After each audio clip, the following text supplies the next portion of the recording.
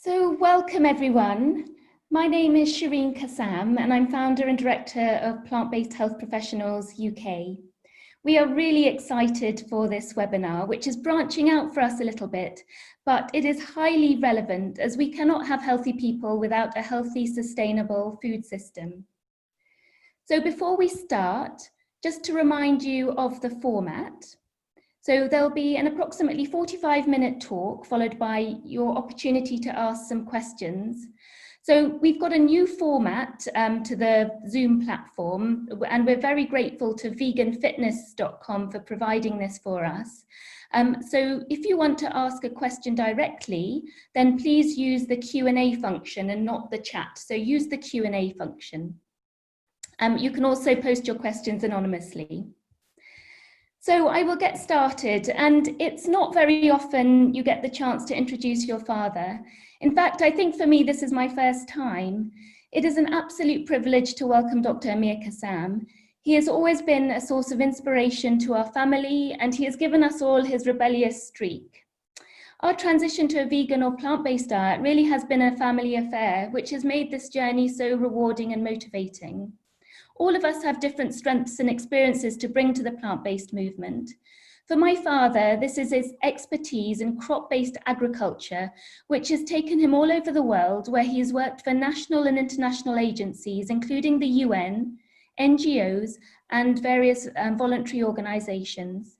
His work has focused on globalizing the transformation of the conventional degrading tillage-based agricultural practices to sustainable agriculture based on the adoption of no-till conservation agriculture, or CA.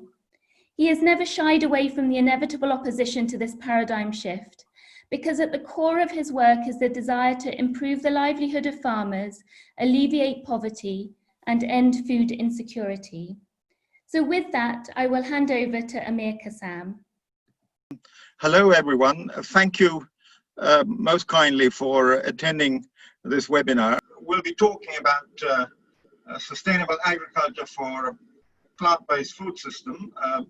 We will talk later on about conservation agriculture, which is an alternate paradigm of agriculture, which has been now in existence for several decades. I actually moderate a global platform on conservation agriculture, and have been doing so for the last more than 10 years now, to basically spread the word and globalize this new paradigm. I would like to cover three areas. One is why modern tillage agriculture, often referred to as green revolution paradigm, degrades the land resource base and the environment, and why it is therefore not sustainable. Number two, what should sustainable agriculture land use offer to farmers, society, and nature? And thirdly, we will look at how conservation agriculture delivers better productivity and economic, environmental, and social benefits sustainably. I have put on the slide two links. One is a video about Groundswell Agriculture did this video, and it is about how farmers in the UK and worldwide are driving this change, because they have also realized that their asset base is now under great jeopardy, and that we are degrading land resources at a very fast rate. The second link is about it's a video about Ghana, and that will give you an idea of how conservation agriculture works very nicely with smallholders who have very little resources. So the three root causes of unsustainability in the green revolution paradigm are as follows. The first one is intensive mechanical tillage. This is like scratching our own skin every month, 3 to 4 times, to a point where you start bleeding, and one then still expects that the skin would be functioning all right. Intensive mechanical tillage essentially leads to erosion, soil degradation, destruction of soil health, and then its functions, and of course, eventually, whatever resilience a soil might have. The outcome essentially eventually is land abandonment, desertification, and dysfunctionality, and also suboptimal performance in terms of soil productivity. The second linked reason is that the Green Revolution paradigm has very little respect for maintaining soil organic matter or soil health, because soil health depends entirely on supply of soil organic matter to the soil biology, microorganisms, and they basically create soil health. So the second reason is lack of soil organic matter being returned to the soil, and soils being manicured and left bare, and all the crop biomass is generally regarded as waste or residue, actually. And in combination with tillage, this leads to loss of soil organic matter and soil health. Soil biodiversity goes to pieces, and soil functions, soil mediated functions, which are many, also become debilitated, and again, it adds to further loss of resilience. The third reason, again, is related to the first two, is poor crop diversity, tending towards monocultures. In combination with tillage and loss of soil health, we basically lead to attack. We are open to attack by insect pests and pathogens. The outcome has been basically excessive use of herbicide and pesticide, pollution and dysfunctionality. In the second reason, the outcome has been to overcome loss of soil health by excessive application of excessive mineral fertilization, leading to pollution and again dysfunctionality. Those are the three root causes I would like you to keep in mind, and they are extremely important because we basically have to do exactly the opposite in agriculture if we want to recuperate, regenerate, and maintain sustainability. This is what conventional agriculture looks like. This is a lady bending down with a hoe, trying to rip the soil apart. She would take probably 14 days or so to do 1 hectare. Here is two very poor, unhealthy looking cows or bullocks pulling a plow. They will probably take 4 days to do 1 hectare. And then we have a tractor which has already plowed the land here, you can see, with lots of clods because the soil is very unhealthy. And then the tractor comes twice or maybe 3 times with a disc harrow to pulverize the soil. This soil is now pulverized, and this is supposed to be accepted as modern agriculture because there's a tractor pulling this dead weight behind here. And then, of course, we come to industrialized countries where we pride ourselves of having such weapons, what I call the weapons of mass destruction, the reversible plow. And of course, we seed on soil which are bare. And all these things, after a few years, after 8 to 10 years, including with a hoe, you end up losing most of your organic matter. The pore space disappears. In other words, the soil architecture is completely destroyed. There's no more structure, and the soil collapses, and compaction sets in. And along with it is the destruction of soil health and function. When I say soil health depends on soil biology. And soil biology essentially is the living part of the soil which does all the work in terms of maintaining soil porosity, aggregate stability. It allows water to be held or retained in the soil while allowing deep drainage. None of that begins to continue under tillage agriculture. And of course, this tillage agriculture, when you're pulling a plow, you're pulling a 5-ton dead weight behind your tractor, which is already quite a heavy thing. And this one would force you to use anything between 70 to 90 liters of fuel per hectare, which basically is wasteful. And in fact, if you weren't plowing, you wouldn't need most of it. And this high energy consumption is also, it makes the system not climate smart, because when you're plowing, you're basically losing organic matter, you're oxidizing organic matter into carbon oxide.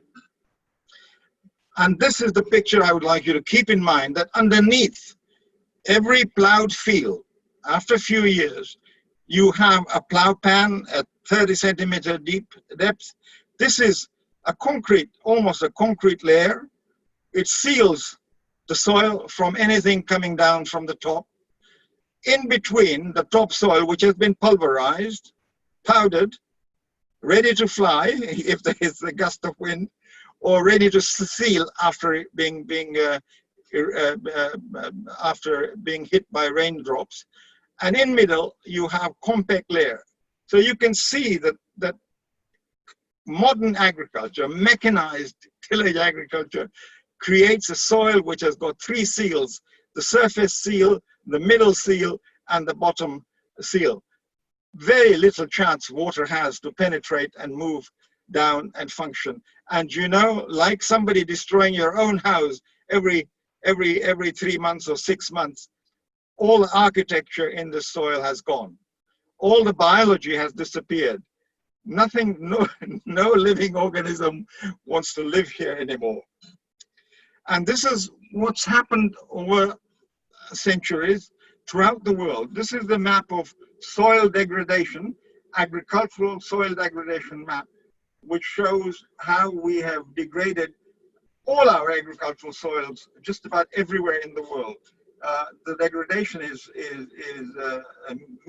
high to very high. And this has been recorded very nicely in a very well-researched book by David Montgomery, a professor of geomorphology in Washington State University, in his book called Dirt, The Erosion of Civilization. This is a 2,000-year history of how tillage has destroyed our soils and basically land resource base as well. The situation is very dire, because especially since 1970, since the World War II, we have been losing agricultural land globally at an annual rate of about 10 million hectares. And so far, since the World War II ended, we've lost up to about 500 million land area, agricultural land area, which is now would be classified as degraded, well, rangeland or marginal land, or in fact, it doesn't then appear in the agricultural statistics. Very clever, because you will find it difficult to find it, because, for example, now we're farming throughout the world. Say the arable land is about 1.5 billion hectares. Now this land which is degrading and being removed is not in that statistics, because that statistics is net soil area, net land area. So we are continuing to destroy 10 million hectares per year very quietly, and this is the hidden cost of tillage. But the situation, of course, is worse than that, because those 3 reasons I gave you is not just destroying the soil, it is destroying the ecosystem. It destroys all the soil biodiversity and soil functionality, but it destroys the above ground biodiversity, food webs, and so forth. And of course, it has cleared out a lot of the natural vegetation and natural habitats, and those have disappeared. So overall, in 2005, the UN Millennium Ecosystem Assessment showed that at the ecosystem level, our ecosystems are degraded or severely degraded in 89% of our global ecosystem. Only 11 are in reasonable shape. This is a fact which I think we need to spread around much more to show that we really are being very, very silly in the way we manage agricultural lands. The consequence has been one of the major consequences, for example, Europe. For the last, since 1996, European cereal yields have suboptimally plateaued at about 7 tons per hectare. This is a pretty reasonable yield. But of course, on conservation agriculture farm, you're getting well over 10 tons, 12 tons with half the input. But this has happened now throughout Europe. And of course, the search always continues for better varieties and so forth. But what has happened is that we are basically operating a suboptimal plateau, a ceiling, so to speak. And underneath, of course, our inputs are going up because, of course, the soils are very degraded. The agricultural environment overall is also unhealthy. We've destroyed our natural enemies of pests. And so we're basically putting a lot more agrochemicals to even maintain this gain. And the second image, which I would like to show you, is that this is our beloved Britain. And this image is a Google image taken on 16th of February 2014. It was published in Guardian in an article called Sediment Plumes. And I want you to see what has happened. There had been a good lot of rainfall, and this is what happens. Our rivers immediately get choked with mud. All the tributaries which are within natural drainage channels within the agricultural landscape immediately get soil into it from runoff water, because remember I showed you soil profile. Water can't get inside the soil anymore, and if it did, it has no space to be retained. So what happens is that 70–80% of our rainfall, and this should be the opposite, actually runs off and carrying with it soil, microorganisms, agrochemicals, pesticide, you name it. All that is dumped into our streams and rivers, and eventually moves out into the sea. Now here is a sediment plume coming out of River Thames. Note this. But if you zoom into this picture image, you will find it's all coming out of Buckinghamshire, Berkshire, agricultural land, Oxfordshire, and this is happening in all our rivers. Here is River Saverne. Look at that. Look at the color. It's completely muddy.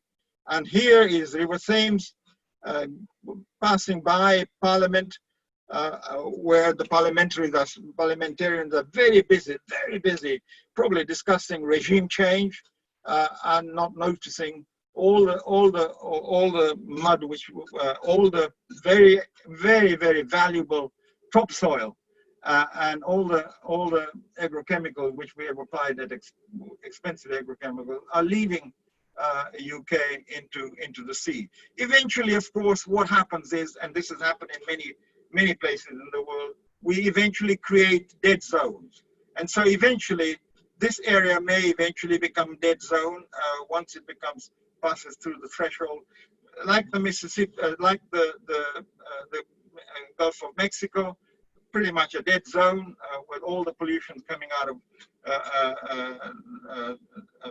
USA.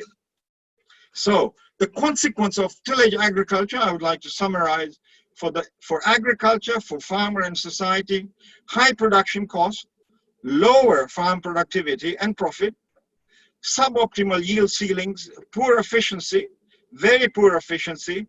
If I asked you what would be the efficiency of nutrient utilization in European agriculture or in UK, what is the utilization efficiency of nitrogen, for example.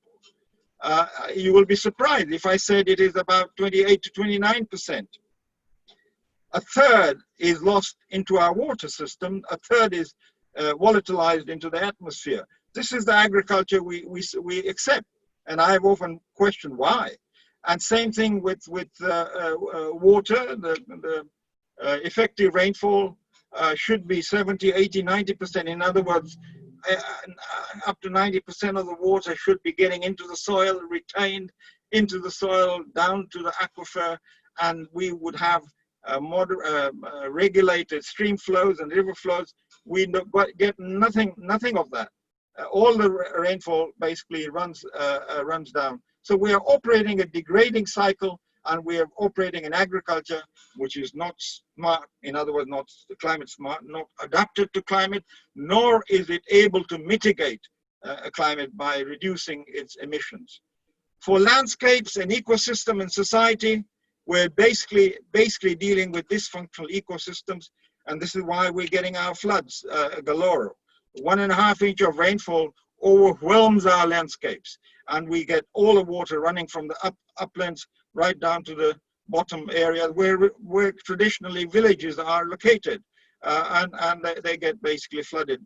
All the biodiversity we have lost, pest and predator dynamics are gone, and we basically then have degraded ecosystem services. I will come back to ecosystem services because nature supplies us with many services or functions free of charge, and we basically, in agricultural land, we basically destroy them.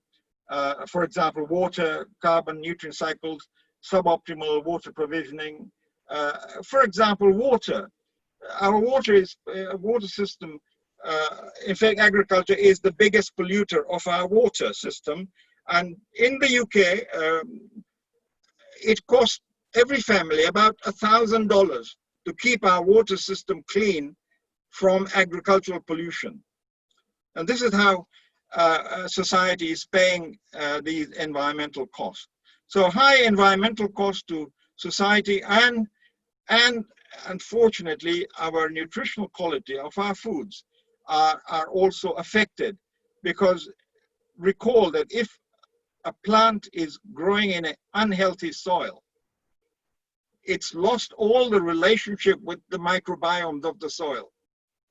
Many of the organic compounds are not produced. They're just not there. And what happens is that what is happening, we get our yields, grains of lower quality. Our fruits, for example, have vast amount of water, and of course the supermarkets are selling you things by weight. So water gives them a profit, but nutritional values, we have lost 20 to 30% of our nutritional values in many of our products. I want to show you 3 slides about one is about soil health, second is about the relationship between root system and its microbiomes, and the third one is on biodiversity. This slide shows you a block of soil, and the so-called green revolution. By the way, the Americans gave this agriculture the term green revolution because they wanted, during the Cold War, they wanted everything to oppose the red revolution. So we were given a term green revolution. It sounded nice because it had green in it, but it pays little attention to soil health, as I've said. Soil is a complex biological system. It's not a geological entity to be managed as a field hydroponics. That's what we have now in most of our agricultural fields. They are basically essentially dead material being managed as hydroponics. But a soil has physical architecture, pore structure, space, aeration, hydrological features for moisture storage, infiltration, chemical properties of nutrient retention, cation exchange capacities, and all the dynamics which are going on, chemical dynamics. It is biologically rich, so filled with soil life and also non-living organic fraction. But the soil life is so important that, for example, this block, there's a block from here showing further image, and then from here shows you this little image. This image now shows you the fungi. This is mycorrhiza. Mycorrhiza in this intact soil is the network, it's the internet web of the soil. It is touching all the root systems throughout the soil, and it is communicating. It is mobilizing phosphorus. It is harvesting water and so forth. All that is and these are because it is fungi, it's mycelium. It's all destroyed with tillage. But you can see how complex it is. You have earthworms making biopores, and these biopores are very useful for deep drainage. And you have a spongy soil, bulk soil, which retains the water, which a healthy soil will retain. 25%, 50% of a healthy soil is airspace, and 50% of that airspace is available to hold moisture. So in a meter of soil, we can hold 250 to 300 millimeter of water, which would be enough in the UK to carry the soil through a 3 to 4 week drought. All that is happening in the soil. There are gravitational forces operating, and of course the cropping system. If you've got a bad cropping system, then you basically also are impoverishing the soil. So a productive soil is a living system, and its health and productivity depends on managing it as a complex biological system and not as a geological entity through which you can take a 10-ton piece of iron and destroy it. The second slide I would like you to this image in your mind is that the modern agriculture pays little attention to plant root systems' relationship with soil biology. The rhizosphere, which is the area surrounding the root of a plant, maize plant, root of a tree, is a biological bazaar. It's an absolute bazaar where microbes and plants are trading nutrients and metabolites and exudates. A maize crop, for example, a root of maize, for example, would be surrounded by all the microbes. It would have a mycelium of mycorrhiza, but here the microbes here are exchanging so many things. But this root, maize root, in a hectare, it would be exudating 7 to 10 tons of liquid carbon. Organic compounds will be coming out of the root system here, and all that is very valuable to microorganisms. They have co-evolved, and therefore they are working symbiotically. This is not according to the evolution chart. It is not microbes at the base and then we are at the top. We have co-evolved right along, like we are 70% microbiomes, and they are with us, with the plants. And this, for example, mycorrhiza also helps to micro-aggregate, create stable aggregates in the soil. And this is a macro aggregate, which inside has micro aggregates. And this aggregate is formed by a product from mycorrhiza. It is called glomalin. Glomalin basically is a sugar protein, and the carbon, it is inert carbon. And when we talk about carbon sequestration, this is what we are talking about. This carbon now is inert, and it is there permanently, doing its job, holding physical soil particles and other biological particles together into stable aggregates, which gives the soil its body, its sponginess. This third slide I want you to keep in mind is that it pays very little attention to biodiversity. And this is essentially, in a good agricultural field, you would start with all these biodiversity. at the top, you would have ground nesting birds. You have starling, wagtail, skylarks. They keep their eggs on the surface. All these habitats are destroyed when you take a plow and in fact don't even see what you're destroying. You've got other biodiversity like frogs, beetles, spiders, you name it. They're all living, and of course our great friend ladybird, which is a great predator of aphids and others, other insects. And then inside the soil, you have a collection of protozoa, bacteria, nematodes, fungi, and of course your bioengineers, which are termites and earthworms and beetles. They're all working away in the soil, living soil, in a living soil. And then of course your mycelium, your free living or mycorrhiza, which cannot function unless these are fungi, so they require source of organic matter. Everybody here lives off organic matter like you and I do, biomass, and they are professionals. They are experts at converting biomass into soil organic matter of different types, of different mobility, which serve different purposes. And all that disappears, and unfortunately we are left very unprotected in the field, because all the predators are gone, all the natural enemies of pests are gone. So back to the basics.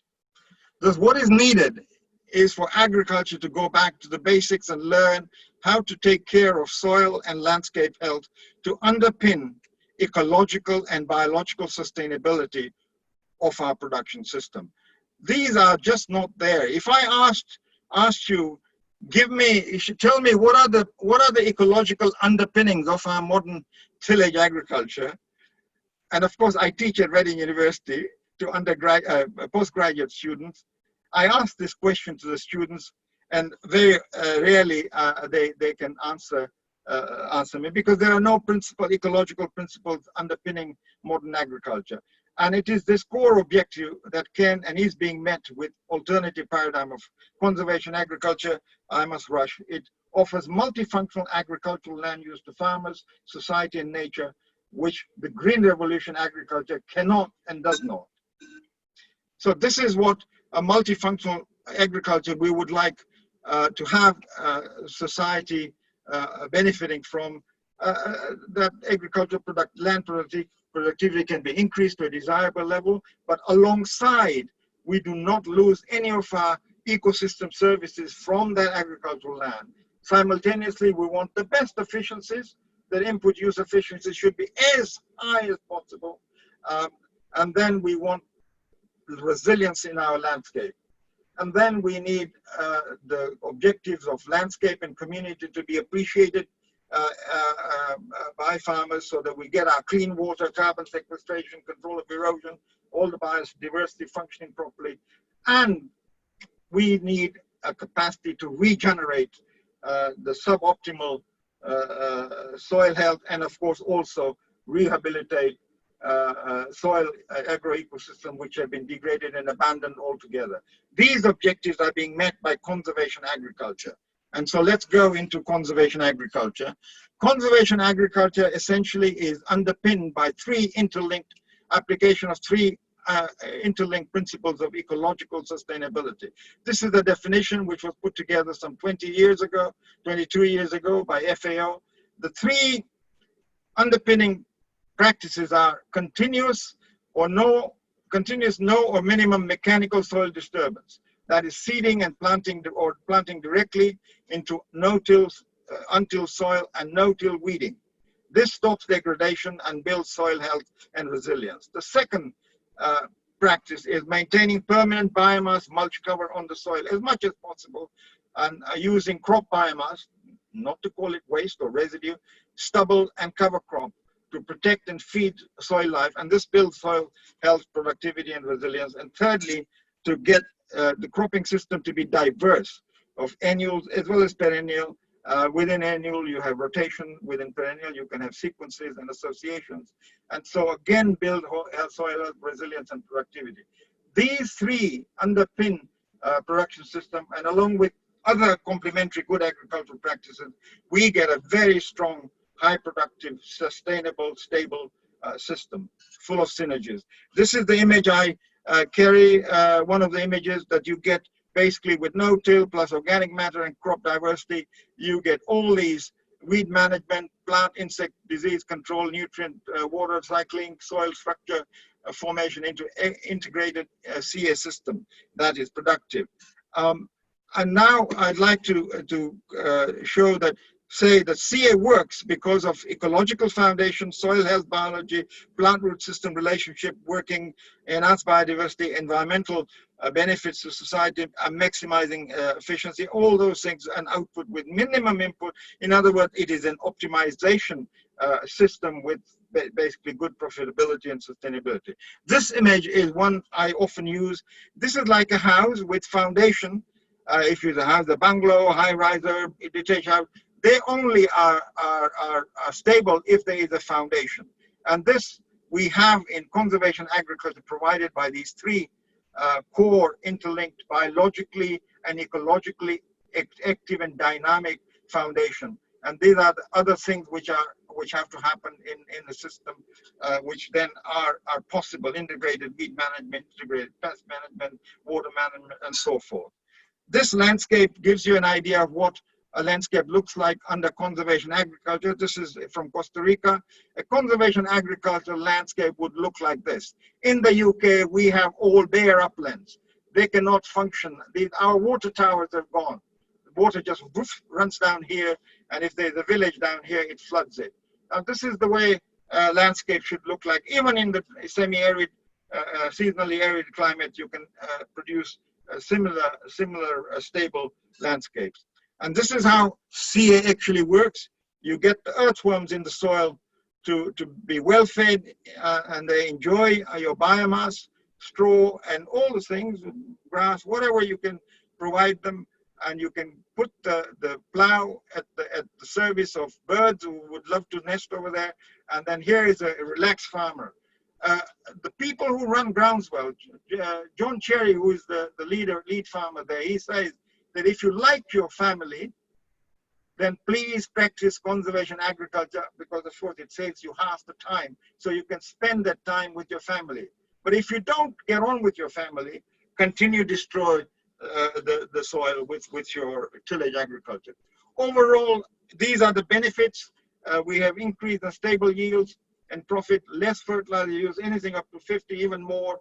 And also with no fertilizer, you can get CA working if you can bring in legumes to biologically fix your nitrogen and mobilize soil phosphorus.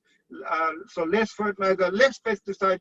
Again, you can do it with no pesticide, less machinery, anything up to 50 to 70% less energy, less capital cost as well, because you don't need a heavy machinery and they last twice as long. Less water needs.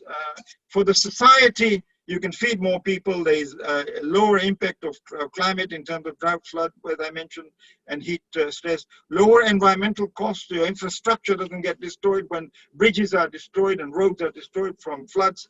And rehabilitation of degraded land, which is very important. As I said, we've lost 500 million hectares of agricultural land. We need a system which can rehabilitate. And of course, we have lots of agricultural land which is functioning suboptimally. This is what it looks at the moment: 180 million hectares globally of CA, and it is increasing at the rate of 10 million hectares annually as farmers begin to drive it forward more and more. But it started in the 60s and 70s, and it really took off in the 90s, and now it is in all the continents, but still led by South and North America, Australia, but now Asia, Europe, Africa, and Ukraine. They are now getting going. And here it is in all agroclimatic regions, tropic, subtropic, temperate, small farmers, large farmers, they are all able to practice it.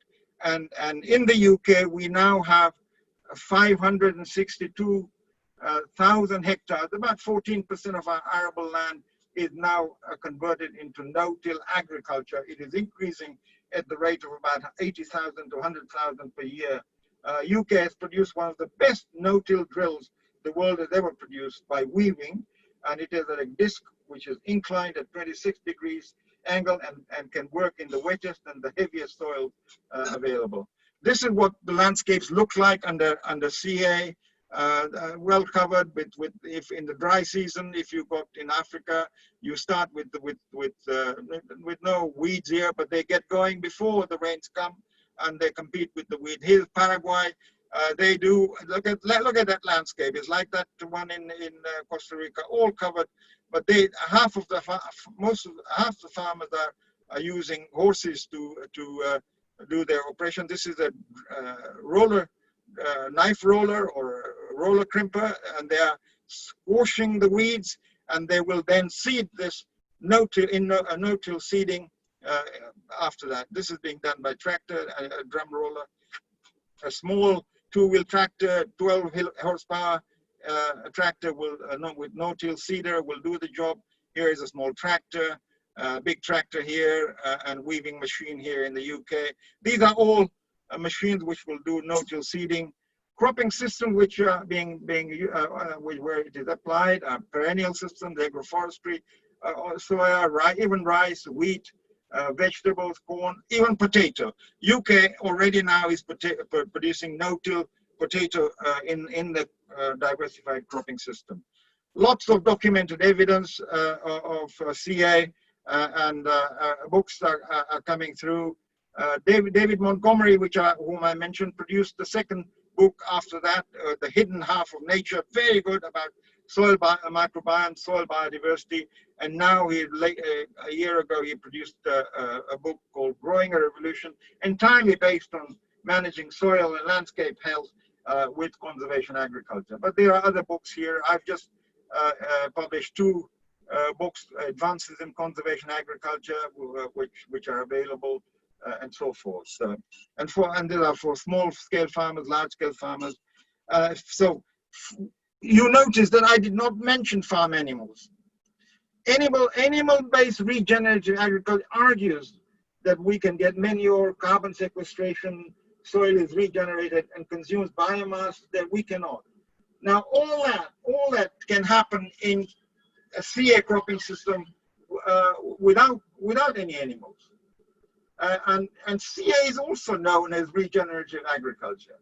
The crop CA-based crop-based CA is also regenerative. So this is not sort of necessary if you want to get these things done. Manure is not necessary because earthworms and other microorganisms will produce your manure. Earthworm, as you know, Darwin wrote about it. His last book was on earthworms and the tons and tons of churning which goes on in soil by earthworms. And earthworm casts are very rich in fact, they are richer than manure. They have more nitrogen actually than which goes in, because microbes are working fixing nitrogen as well. So CA without animals does the job already. Manure, as I said, is biomass. In ruminant, it goes through gut, but it's the same stuff which will go through earthworms. And often, please remember that these livestock areas have no connection with crop production. For example, in the UK, 28% of the land, agricultural land is arable. The rest, you won't believe it, some 14 million hectares are given over to livestock. There's no connection with the crop, and they occupy all that destroyed natural land habitats, and are now claiming that they are playing an environmental role. Animal farming basically exists to meet consumer demand and make money. Most land-based meat production is from natural or permanent pastures, some from sown pasture, but also it has been used over history for colonization and control. Other issues, tillage organic production. A question for you. You probably now have realized that tillage organic production is not really sustainable. It screws up the soil mediated ecosystem completely. and it might give you an impression that it's delivering so-called non-chemicalized food, but it is destroying the resource base underneath. Now, organic CA, of course, it is possible, and of course, it would be preferred to have more and more organic CA, and more of this is now happening. But there is a lot of non-organic CA. They use 25 to 50% of the inputs, and some even much less than that. And so, but this is getting more and more efficient, and we do require more research. We are planting green. We are using a lot more cover crops, fixing nitrogen biologically, mobilizing phosphorus, natural phosphorus in the land. Land use in the UK with CA already harnessing these benefits, as I said, but not fully, because you need much more land area under CA to get big benefits of carbon sequestration and clean water, watersheds operating for flood management and so forth. What can we do with the land currently used to produce fodder and fodder for animals? Well, better quality food, fruits and vegetable orchards, forest, woodland, recreation, rewilding, all that is possible. At the moment, that is blocked. That is absolutely blocked by livestock producers, and many of them basically are getting benefit free of charge, because the money coming from Brussels is paid on a land area. You don't have to use it profitably or sustainably, and you get your money. Finally, broad conclusion, conservation agriculture now represents a global agricultural revolution at the paradigm level, transforming mindset. CA is now seen globally as a basis for truly sustainable crop agriculture. Originally farmer-driven process, but now it is getting institutional support. But this is not enough. We need public, especially plant-based community, to demand plant-based products that are produced with conservation agriculture, including organic CA system. Thank you very much. I'm sorry it took a little longer, but we started a little late. No problem. I'm just going to leave this slide up for just a second, and you can screenshot it, but we will be sharing the slides as well with everyone. Hi everyone. So I'm Rohini, and I'm a team member of Plant-Based Health Professionals UK. And I just want to say again, thank you so much, Dr. Kassam. It was a complete privilege to have you on. And that was the first in a webinar that we had that wasn't specifically related to medicine or nutrition, but of course we can't have healthy people without a healthy planet. So you've definitely given us lots of food for thought, and we have 16 questions in the Q&A bar. So I'm just going to start, and let's see how many we get through. So Chantal White would like to know, does that mean that modern agriculture contributes to flooding? Very much so. So, well, modern agriculture, which is the dominant one, which you know about in the UK, yeah, absolutely. You know, the big cabinet study on this by Sir Donald Curry. It was cabinet commissioned by cabinet. It says that our intensive tillage agriculture has exacerbated the flooding and so forth. And so yes, if we want water to go into the soil, we should stop destroying the soil, and it will then begin to function normally, and most of the water will go inside the soil. It will regulate the flow through the groundwater into the stream flow, and it will come out regulated, and our rivers will flow normally at normal rates, and they will be clean. At the moment, water doesn't even get filtered. It just so when we get flooding, you know, we get toxicity with it. Okay, great. And Joe Waller has asked, how helpful will it be when we stop growing grains and soya to feed farmed animals and eat direct from the soil? Sorry, say that again. What? It was, how helpful will it be when we stop growing grains and soya to feed farmed animals and we actually eat directly from the soil? So I think she means when we stop producing grains and soy to feed animals in the current model, how helpful will it be?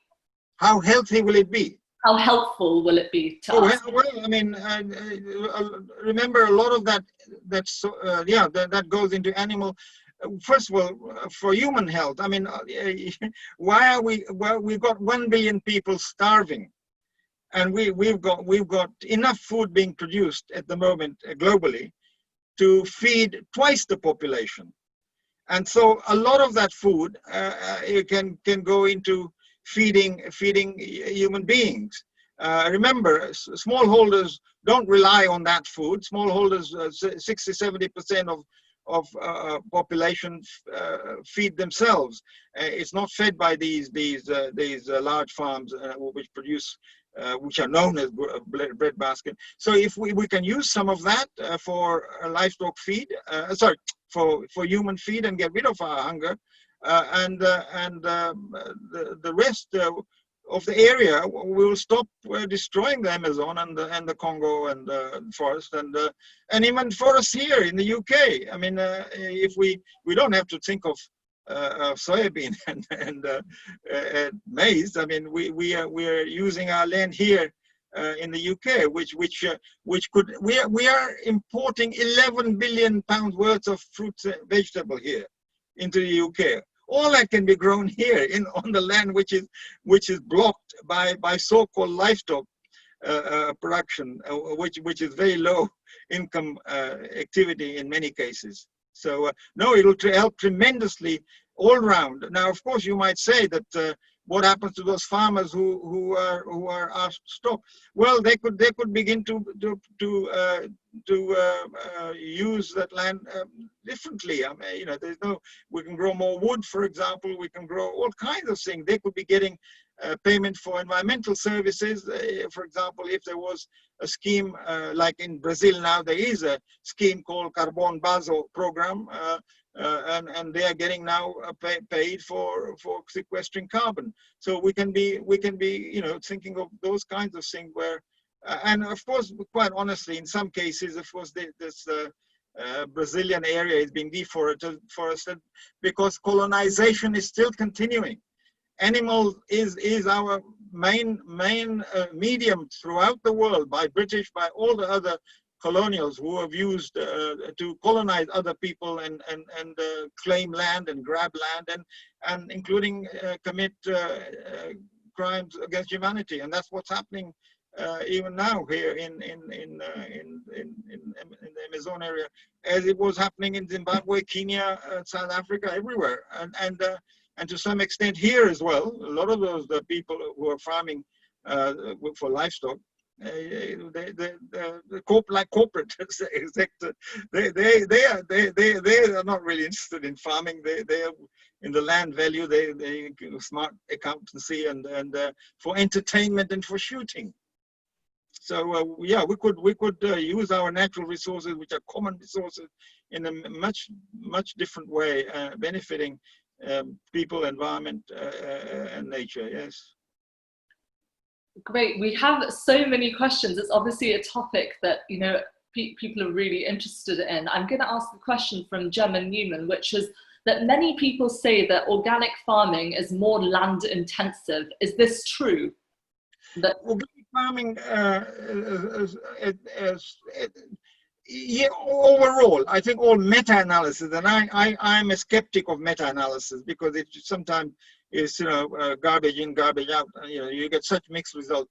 But then there are studies which show that organic systems can produce just as high. Now, what are these systems? Organic system, no-till organic system will give you just as good as other system, but the tillage-based organic system, remember, it's like having your feet tied, and so no amount of amount of manure and all those things you put into your soil, the soil just doesn't have the soil health. The manure is giving you some nutrients for the plant. So overall, it shows that there is a 30% difference between these organic systems, and they are all on a small scale, compared to the say, for example, the conventional systems, and of course in the CA system, which are producing even higher. I forgot to mention to you that, for example, Brazil has 40 million hectares of maize over the last 25 years. They have now doubled their output on the same area. With CA, they're 100% there. They are under conservation agriculture, and they are using 30 to 50% less fertilizer, and so no organic tillage agriculture will ever reach that kind of productivity. So yeah, they are at a disadvantage. But of course, as I said, they also disadvantage the society and ecosystem as a whole, because many of the ecosystem functions are debilitated.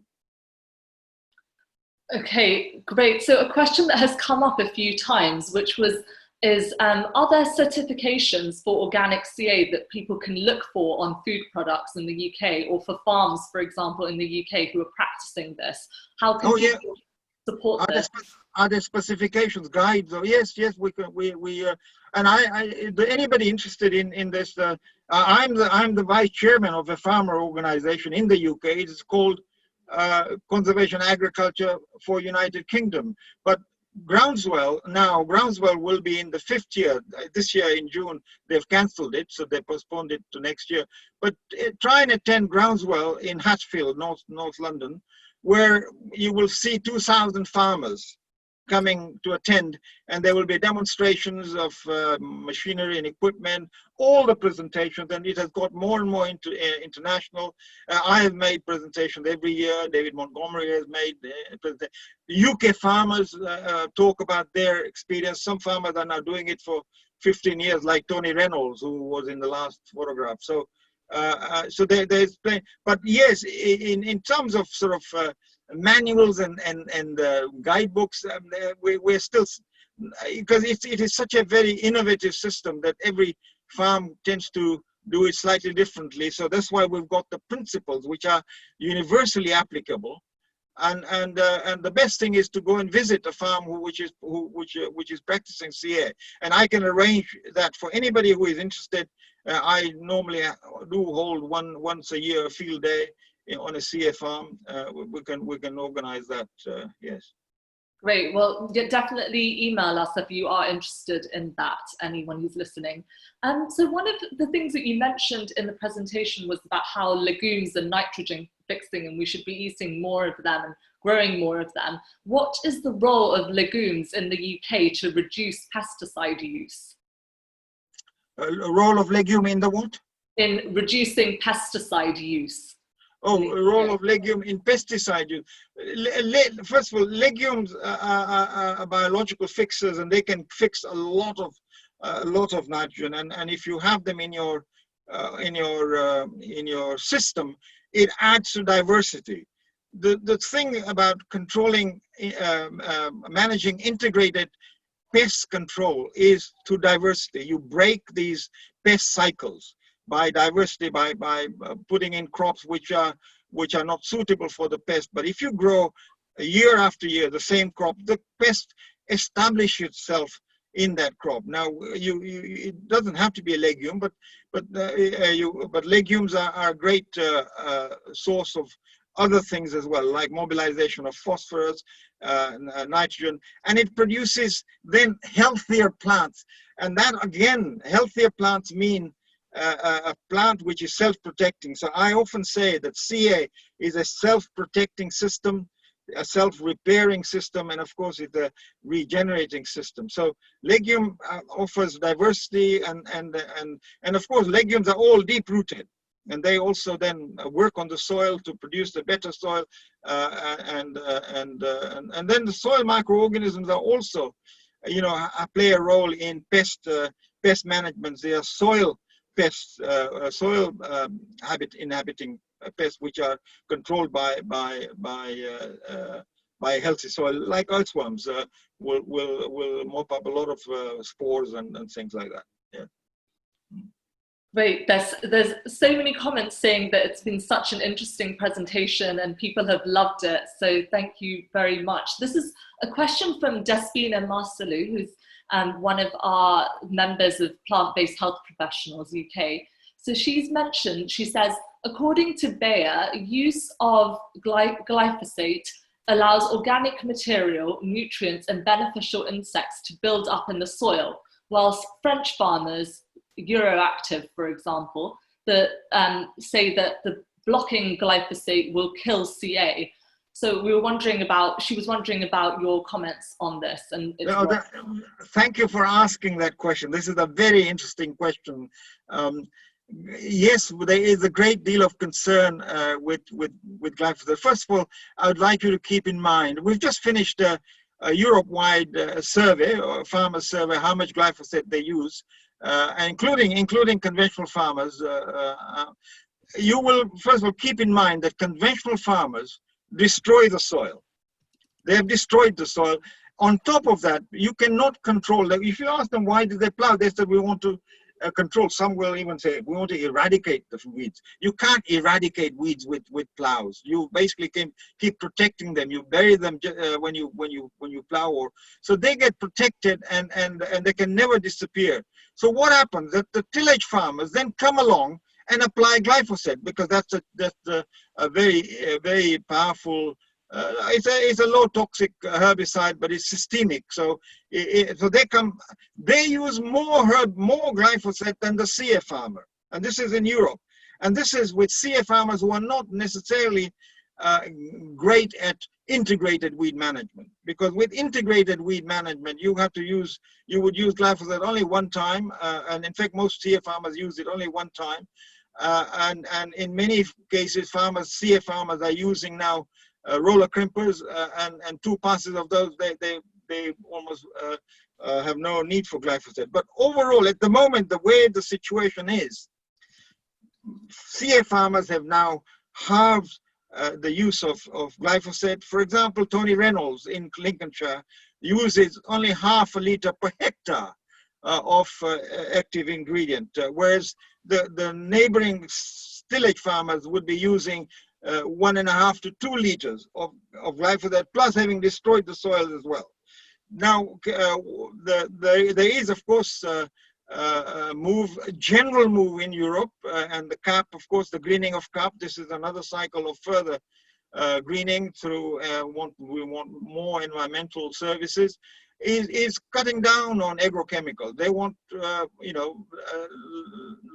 lower and eliminate herbicides and pesticides, quite rightly so, and same thing with agrochemical. But the point is that how much money goes, how much investment is made into research, which allows us to practice integrated pest management. Very little. So they are at the moment driven forward by the environmental lobby, who don't appreciate that what the farmers will do. Now, the survey showed that most farmers said we will go back to plowing. So you stop glyphosate. Now, remember, glyphosate, I had made a bit more hoo-ha when the WHO moved it from being possibly carcinogenic to probably carcinogenic into a classification, which also has red meat and frying pan fumes in it. So, I mean, that's basically the level we're talking about. It has not been shown that glyphosate is an endocrine disruptor yet. But the point is that we shouldn't be using it. Now, what happens in the CF field under glyphosate? I'm afraid you will see it if you, in the soil biodiversity is thriving. Mycorrhizas don't get affected as they do in the tillage agriculture. This worms disappear completely from tillage agriculture soils, and so and the degradation starts very quickly. The glyphosate degrades into, like your nail, into phosphorus, hydrogen, oxygen, and nitrogen. So that's the chemical structure of glyphosate. So it is low toxicity, but it has caused problem because there are no-till farmers in, say, Argentina have been drenching villages and children and all that from aerial sprays when they practice Roundup no-till, and that's been giving glyphosate a bad name. And secondly, there's a municipality use allowable of glyphosate to control weeds along water bodies. That means our water system can be polluted, and all our railways are kept clean of vegetation through glyphosate. So if there's a rainfall after that, you can get some of that running into your water system. And unfortunately, there's one more. Because glyphosate is a desiccant, unfortunately, especially UK and German farmers have been using it as a desiccant for uniform harvest. And a few days earlier, in a wet environment, unfortunately, it's too close to the harvest and it gets into the food chain. And that is an abusive use of glyphosate by any farmer. And many of these farmers are not CA farmers. In fact, the CA farmers know when not to use the glyphosate. As I said, they use it one time, but there are some farmers who are now using it very close to harvest and it gets into the food chain. But we should be investing a lot more now into chemical-free weed management, so that we use very little or none at all, and we can do it from what I can see. Yeah. Thank you. I just want to thank everyone for attending, and if you need to go, then feel free to sign off. But if we've still got a few more questions, so we will keep going for another few minutes. If you want to view the recording, you can join Plant-Based Health Professionals UK as a member. The membership starts from as little as £15 a year, and you get access to this webinar, as well as all the previous webinars that we've done, as well as many more resources. So you can just go to plantbasedhealthprofessionals.com to sign up. I think lots of people have asked about whether they can share this presentation, so it will be on the members area. We will also be sharing the slides as well. And I just want to quickly say that the next few webinars that we have are also available for people to register. So you can check those out on our site. They're all completely free. And I'm going to ask another question, because I think it's a really interesting one, from Sam. He says, do you see hydroponics and aeroponics being part of a sustainable food future? What do you say to the proponents of agricultural technological advances that are yet to be invented as the panacea to our food problems? Sorry, I caught the first part, but the second part was... They're basically saying, what do you say to people who say that we are going to invent technologies and new ways of farming that are yet to be invented, and this is going to solve the current food problems that we have in the world?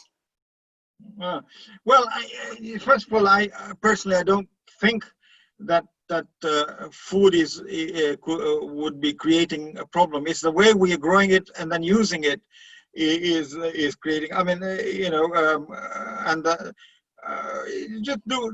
let's keep in mind that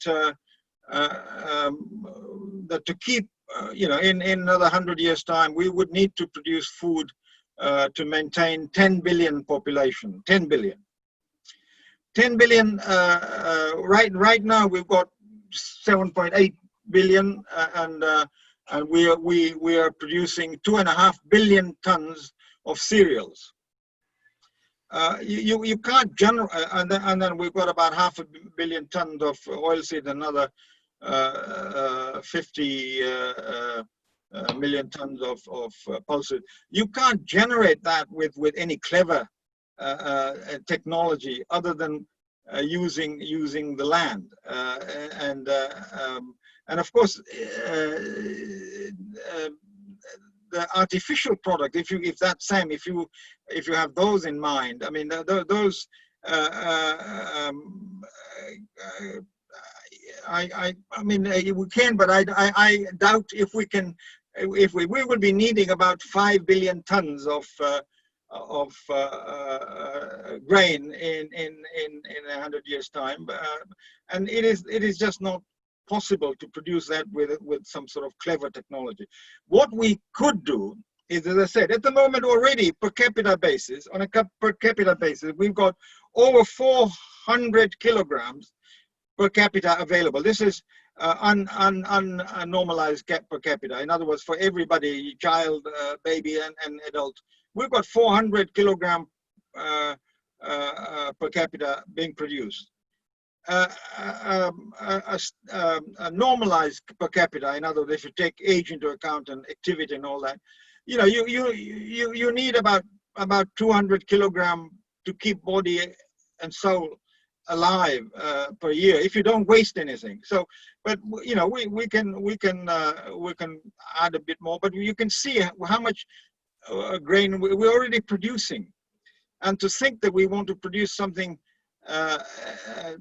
cleverly with smart technology and all that, I would say we should be going the other way, because our rural areas can be looked after if we do farming in a way which is compatible with biodiversity. For example, a CF farm, Tony Reynolds' farm, in 15 years' time, he has got starling galore. Lapwings are everywhere.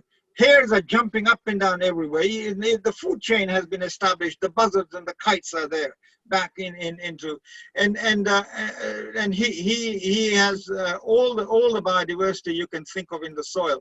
So I would say that we could continue to farm, because it also gives you livelihood in a connected way. You are connected with your land, with nature, and you can feel that you're taking care of our common resources.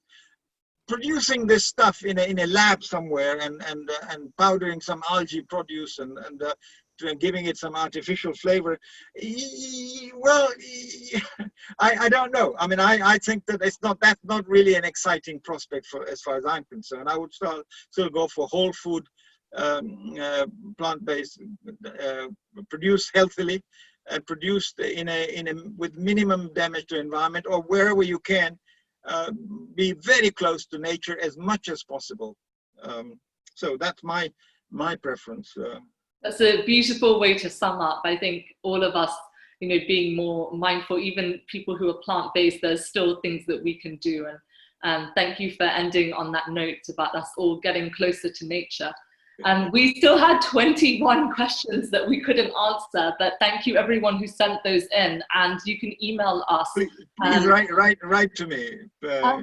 I think if you could just let me know Shireen, could you possibly paste Professor Kassam's email address in the chat, and then people... Sure, I can do that, but be warned, you're going to get lots, so I'll do that. There might be too many, and we can't answer. I mean, I don't think it's possible to answer all the questions, but there were some really great questions in there, and do consider joining us no matter where you are in the world, because we're doing a lot of online education. And I just want to quickly say thank you to ProVeg for sponsoring us, as well as Oatly, the British Society of Lifestyle Medicine, and have I forgotten anyone? Veganfitness.com for giving us this incredible platform. We do have quite a few amazing sponsors now, but we wouldn't be able to run these sessions without them. And I want to thank you so much for your time, and anyone who is interested in learning more about plant-based nutrition, health, planetary health, do check out our website. We have so much information, and even if you're not able to join us as a member, you can consider subscribing to our newsletter, because it's completely free. And Dr. Shireen Kassam, who founded Plant-Based Health Professionals UK and is the director, produces a brilliant review every week, so do check that out. And we paste all the links in the chat, as well as in the emails you got when you signed up for this webinar. Great, I think that's one more thing. No, I just was also going to thank everyone for listening, and I do run this global platform. Anybody who wishes to subscribe to the platform and know more about what's happening in China, Japan, or Bongoland, or Brazil, or Tanzania, you can subscribe to the platform and keep an eye on what's happening to our agriculture. Thank you so much. I'm most grateful. Thank you. Thank you. It's been a privilege. Lots of people are going to be very interested in signing up, and we had a very global audience. It was our most global audience by far. We had people joining us from Canada and the USA and India and so on. And hi, Shireen. Yeah. Okay. All right. Well, thanks very much, Rahimi. Thank you all. Thank you. Very soon. Yeah, take care. Bye. Bye-bye. Bye, everyone.